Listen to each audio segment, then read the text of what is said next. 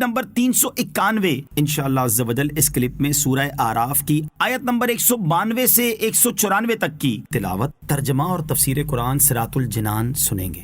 بسم اللہ الرحمن الرحیم، اللہ کے نام سے شروع جو نہایت مہربان رحمت والا ہے۔ ولا يستطيعون لهم نصرا ولا انفسهم ينصرون۔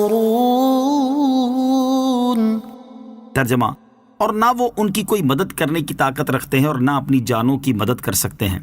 ولا يستطيعون لهم نصرا، اور نہ وہ ان کی کوئی مدد کرنے کی طاقت رکھتے ہیں۔ اس آیت میں بتوں کی بے قدری اور شرک کے بطلان کا بیان اور مشرکین کے کمال جہل کا اظہار ہے، اور بتایا گیا ہے کہ عبادت کا مستحق وہی ہو سکتا ہے جو عبادت کرنے والے کو نفع پہنچانے اور اس کا ضرر دور کرنے کی قدرت رکھتا ہو۔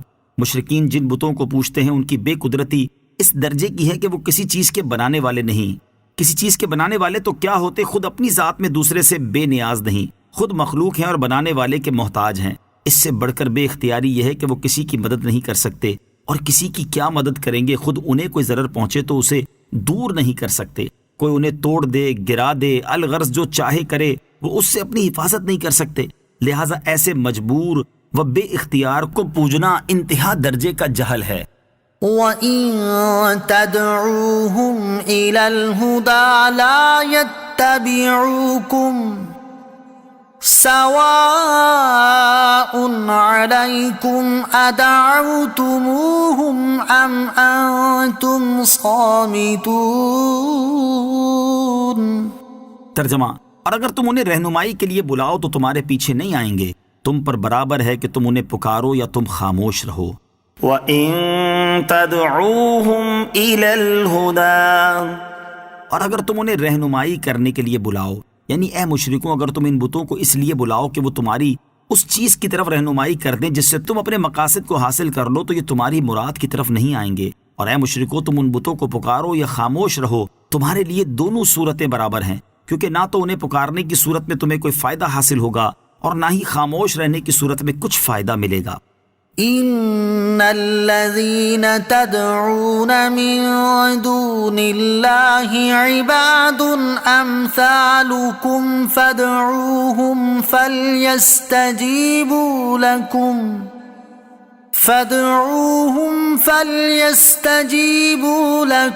ان کنتم صادقین۔ ترجمہ، بے شک وہ جنہیں تم اللہ کے سوا پوچھتے ہو وہ تمہاری طرح بندے ہیں، تو تم انہیں پکارو، پھر اگر تم سچے ہو تو انہیں چاہیے کہ وہ تمہیں جواب دیں۔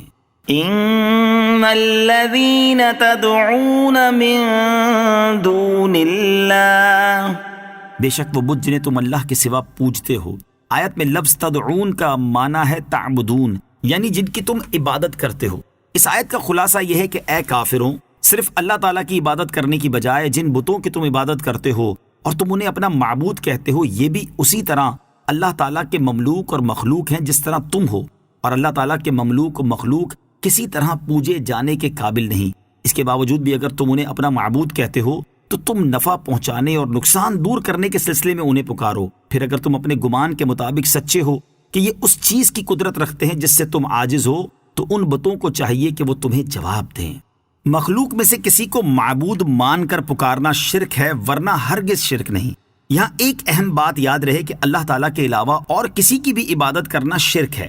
اسی طرح مخلوق میں سے کسی کو معبود مان کر اسے پکارنا یا اس سے حاجتیں اور مدد طلب کرنا بھی شرک ہے۔ البتہ اگر کوئی اللہ تعالیٰ کے علاوہ کسی اور کو معبود نہ مانتا ہو اور وہ اللہ تعالیٰ کے نیک بندوں کو اس کی عطا سے مشکلات دور کرنے والا، حاجتیں پوری کرنے والا اور مدد کے وقت مدد کرنے والا مانتا ہو، اور اسی عقیدے کی بنیاد پر وہ بارگاہ الہی کے مقبول بندوں سے مشکلات کی دوری کے لیے فریاد کرتا ہو، اپنی حاجتیں پوری ہونے کے لیے دعائیں مانگتا ہو یا مصیبت کے وقت انہیں مدد کے لیے پکارتا ہو، تو اس کا یہ فریاد کرنا، مانگنا اور پکارنا ہرگز شرک نہیں ہو سکتا۔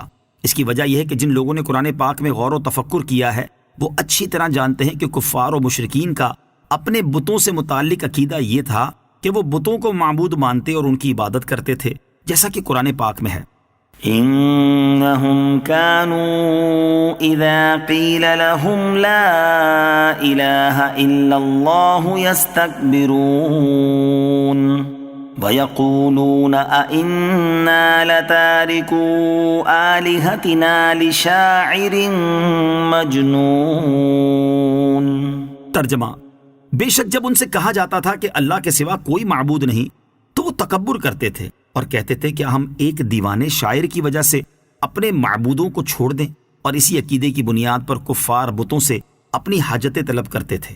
اور آج بھی کسی انسان یا غیر انسان، زندہ یا مردہ کو معبود مان کر اس کی عبادت کرنا، اسے دور یا نزدیک سے پکارنا شرک ہے۔ لیکن اگر کوئی عقیدہ نہ رکھتے ہوئے، یعنی معبود نہ مان کر کسی کو پکارے یا ندا کرے، تو اس کے عمل کو مشرکوں جیسا عمل قرار دیتے ہوئے اسے بھی مشرک قرار دے دینا سراسر جہالت نہیں تو اور کیا ہے۔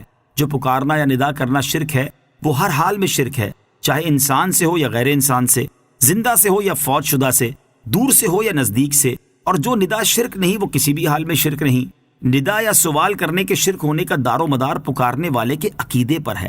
اگر وہ معبود اور خدا مان کر پکارتا ہے تو یہ شرک ہے، اب چاہے دور سے پکارے یا نزدیک سے، زندہ کو پکارے یا فوت شدہ کو۔ اور اگر اس کا یہ عقیدہ نہیں تو شرک ہرگز نہیں۔ لہٰذا رسول اللہ صلی اللہ تعالی علیہ وسلم کو پکارنا ہرگز شرک نہیں، کیونکہ کوئی بھی کلمہ گو مسلمان آپ صلی اللہ تعالی علیہ وآلہ وسلم کو معبود نہیں سمجھتا اور نہ ان کی عبادت کرتا ہے، بلکہ ہر نماز میں وہ کئی بار یہ اعلان کرتا ہے، اشہد ان محمدً عبدہ ورسولہ، میں گواہی دیتا ہوں کہ محمد مصطفیٰ صلی اللہ تعالی علیہ وآلہ وسلم اللہ عز و جل کے بندے اور رسول ہیں۔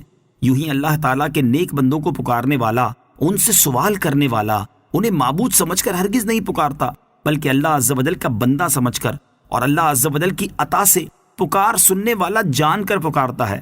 لہٰذا اس کا یہ عمل بھی ہرگز شرک نہیں۔